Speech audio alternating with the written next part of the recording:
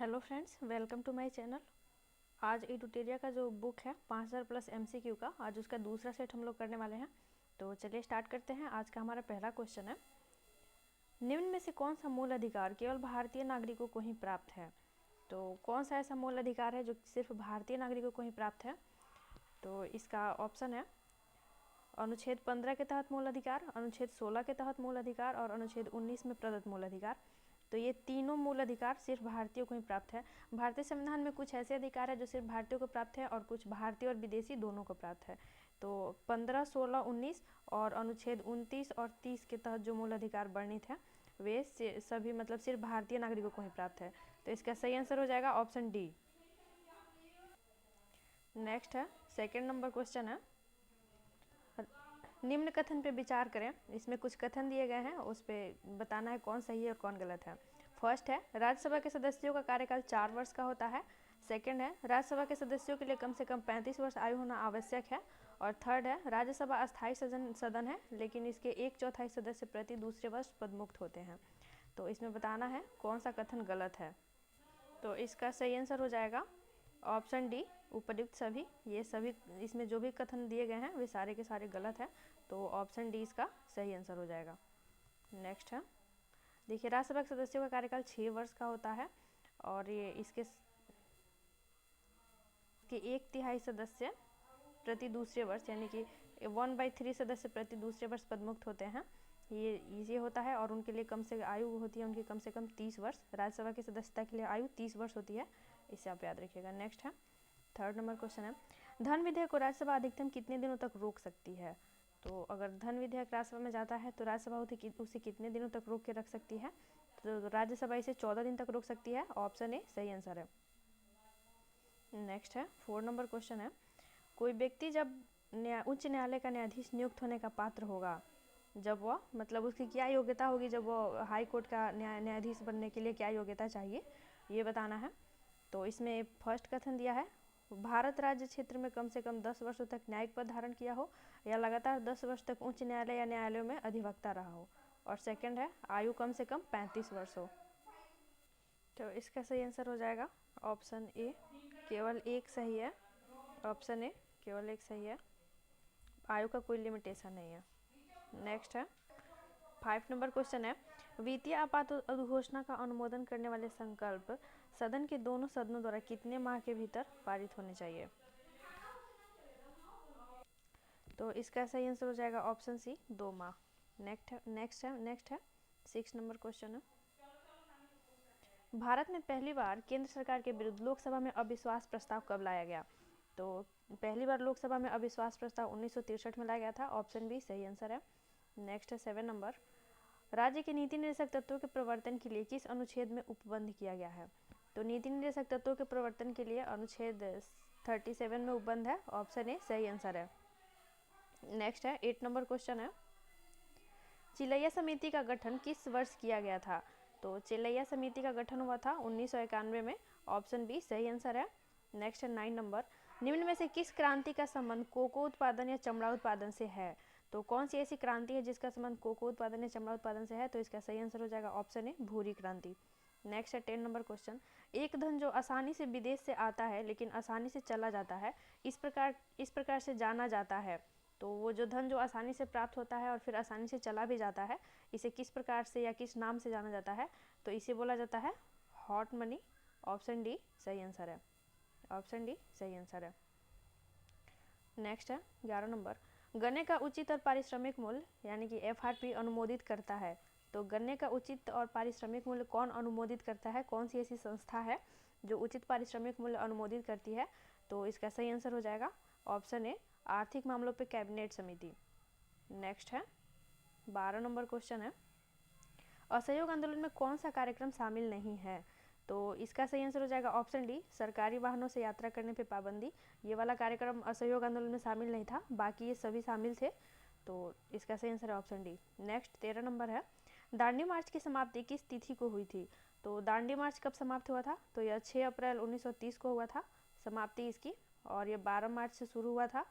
12 मार्च 1930 को शुरू हुआ था और 6 अप्रैल 1930 को समाप्त हुआ था। और दांडी में नमक बना के और फिर सविनय अवज्ञा आंदोलन शुरू किया गया था और इसके साथ ही दांडी मार्च समाप्त हुआ था।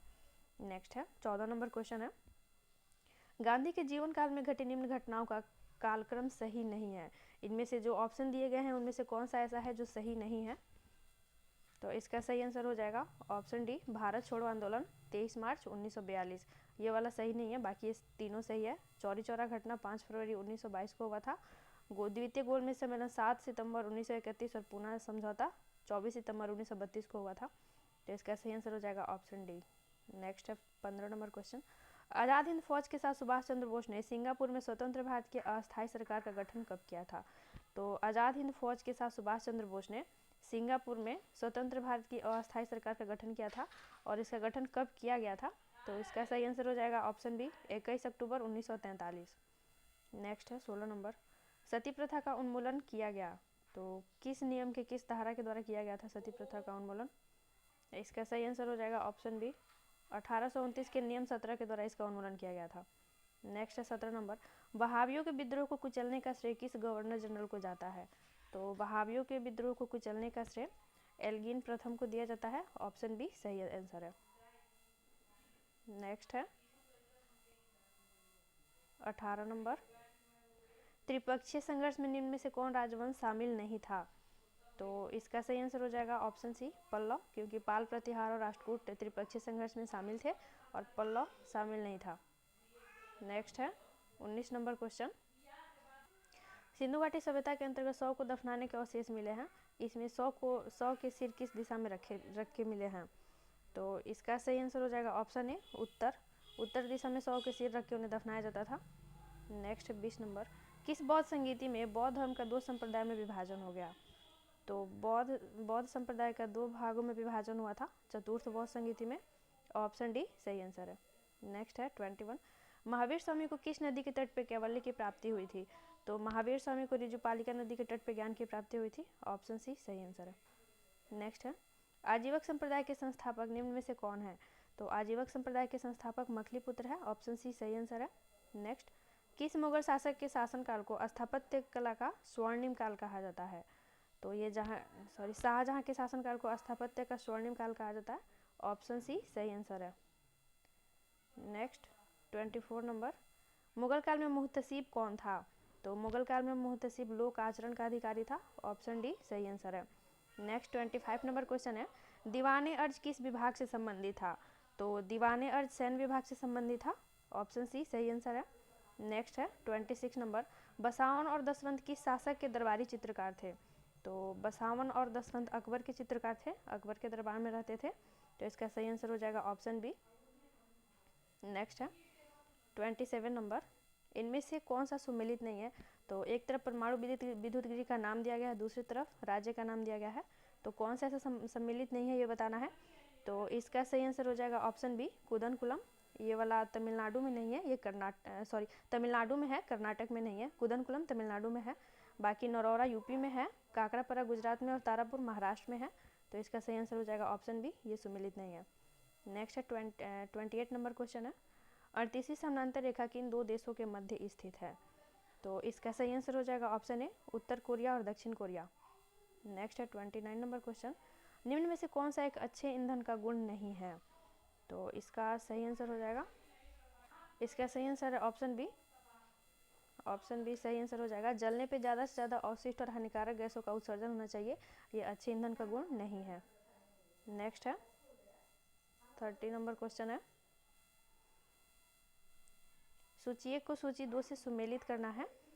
तो इसमें विटामिन का नाम दिया गया है और उससे संबंधित रोगों का नाम दिया गया है, किससे कौन से रोग होते हैं उसे सुमेलित करना है। तो इसका सही आंसर हो जाएगा ऑप्शन ए, विटामिन B7 बालों का झड़ना, विटामिन B12 तो B12 से प्रणाशी अरक्तता होता है, और विटामिन ई से बांझपन की बीमारी होती है, और विटामिन के से रक्त में थक्का जमता है। तो ऑप्शन ए सही आंसर है। नेक्स्ट है 31 नंबर, तारों के मध्य दूरी ज्ञात करने की इकाई कौन सी है? तो तारों के मध्य दूरी ज्ञात करने की इकाई गैलेक्टिक इकाई है। ऑप्शन सी सही आंसर है। नेक्स्ट 32 नंबर, निम्नलिखित में से कौन सा रोग पुरुषों की तुलना में महिलाओं में बहुत कम होता है? तो कौन सा ऐसा रोग है जो पुरुषों की तुलना में महिलाओं में बहुत कम होता है? तो ऑप्शन बी सही आंसर है, वर्णांधता। नेक्स्ट 33 नंबर क्वेश्चन है, हीमोग्लोबिन लाल रक्त कोशिकाओं के अंदर का एक प्रोटीन है और यह निम्न में से किसका वहन करता है? तो हीमोग्लोबिन ऑक्सीजन का वहन करता है, ऑप्शन ए सही आंसर हो जाएगा। नेक्स्ट है 34 नंबर, किसी पदार्थ को एक अवस्था से दूसरी अवस्था में बिना तापमान में बदलाव के परिवर्तन होने के लिए आवश्यक ऊष्मा की मात्रा है। तो जो ऊष्मा की जो मात्रा आवश्यक होती है उसे कहा जाता है गुप्त ऊष्मा, ऑप्शन डी सही आंसर है। नेक्स्ट 35, निम्नलिखित कोशिका अंगों में से किस में न्यूक्लिक अम्ल नहीं पाया जाता है? तो कौन सा ऐसा कोशिका अंग है जिसमें न्यूक्लिक अम्ल नहीं होता? तो इसका सही आंसर हो जाएगा ऑप्शन डी जीवद्रव्य। नेक्स्ट 36, निम्नलिखित में से कौन सा विटामिन का अच्छा स्रोत नहीं है? तो इसका सही आंसर हो जाएगा ऑप्शन सी जंतुओं के यकृत एवं गुर्दे। इसका सही आंसर है ऑप्शन सी जंतुओं के यकृत और गुर्दे।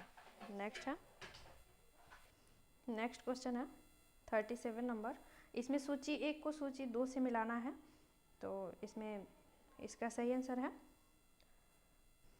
इसमें एक तरफ मात्रक दिए गए हैं तो बताना है कि किसकी इकाई क्या है, मतलब किसका मात्रक क्या है। तो प्रतिरोध का हो जाएगा ओम, विद्युत प्रवाह का हो जाएगा एम्पियर, बल का हो जाएगा न्यूटन और पावर का हो जाएगा वाट, ऑप्शन बी सही आंसर है। नेक्स्ट है 38 नंबर, धातुओं में सबसे कम घनत्व वाला तत्व कौन सा है? तो धातुओं में सबसे कम घनत्व किसका होता है? तो इसका सही आंसर हो जाएगा ऑप्शन बी लिथियम। लिथियम का घनत्व सबसे कम होता है, ऑप्शन बी सही आंसर है। नेक्स्ट है 39 नंबर क्वेश्चन है, प्राकृतिक रबर के बारे में कौन सा कथन सही है? तो इसमें कुछ कथन दिए गए हैं, इनमें से कौन सा प्राकृतिक रबर के बारे में सही है? तो इसका सही आंसर हो जाएगा ऑप्शन ए, यह एक प्राकृतिक बहुलक है और इसमें लोचदार गुण होते हैं, ये सही है।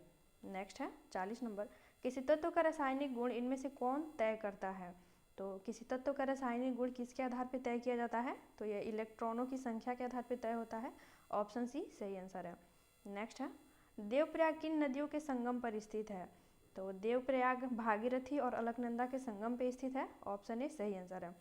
नेक्स्ट है 42, निम्नलिखित में से किस राज्य से कर्क रेखा बीचों बीच गुजरती है? तो यह मध्य प्रदेश के बीचों बीच से गुजरती है, ऑप्शन सी सही आंसर हो जाएगा। नेक्स्ट 43, निम्नलिखित में से कहाँ सर्वाधिक जैव विविधता पाई जाती है?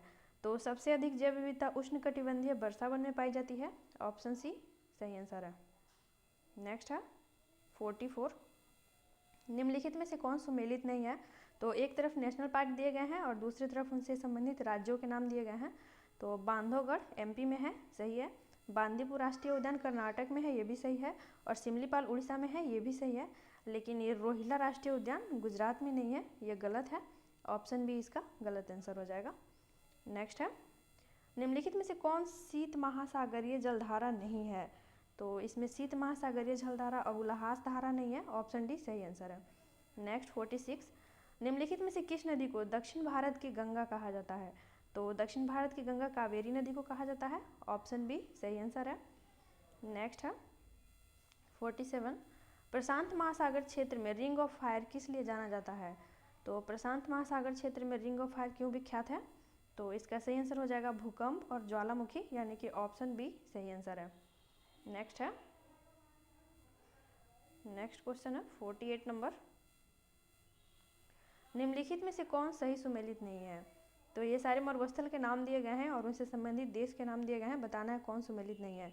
तो तकलामकान चीन में है, थार भारत में है, भारत में जो मरुस्थल है उसे थार बोला जाता है, अटाकामा चिली में है, और गिब्सन, तो गिब्सन वाला सुमेलित नहीं है, इसका सही आंसर हो जाएगा ऑप्शन डी, क्योंकि ये अफ्रीका में नहीं है, ये ऑस्ट्रेलिया में है।